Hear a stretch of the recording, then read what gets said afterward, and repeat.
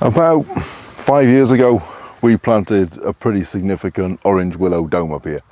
The idea being that it'd go from here around in a big arc behind the camera, and we'd be able to weave it all into a nice big dome, and we'd have a seat in the middle of it, and that would be the view that you come up here when winds are from the north, and you could be protected from the wind and you can still have a nice view. Brilliant idea, right? So we spent a bit on these willow cuttings, and willow cuttings aren't cheap, you know, so we put them in the ground, and you can see they did really well, and most of them came on as well as this one. I mean, this is a couple of years on, of course, but they did really well. And then after a year, most of them died.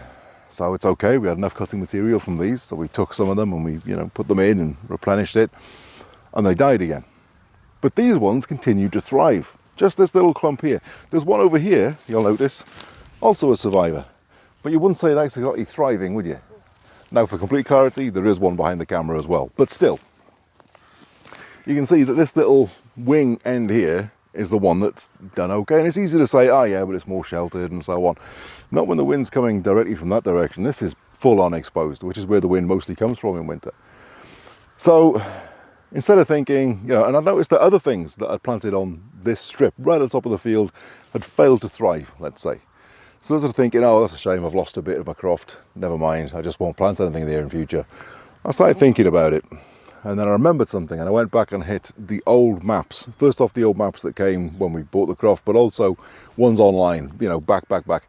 Until I went back, a good couple of 100 years, and then I encountered a roadway that ran from way over there to way over there, right here across the top of the landscape, right on the crest, where even in, heavily waterlogged conditions, it's going to be drier than anything around it. It's a logical place to run a road. We don't do it that way anymore for all kinds of reasons, but this is the logical place for it.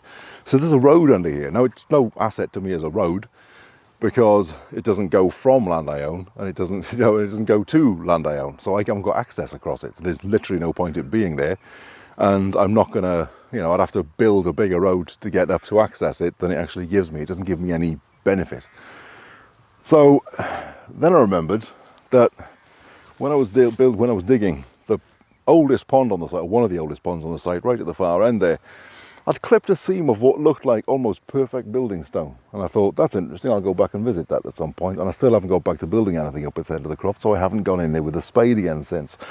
But basically, what I've got here, easily 100 meters long, end to end, and probably 3 or 4 meters wide, is I've got myself basically a building material mine. Nice, good sized blocks of stone in roughly the right size I need them, in the right sort of proportions I need them, nicely packed next to each other, 6 inches below the surface. All I've got to do is tap it that end and just keep going. So instead of having something that's a major problem and ruins my land, I've got something that's a major asset, and I just got myself a free building.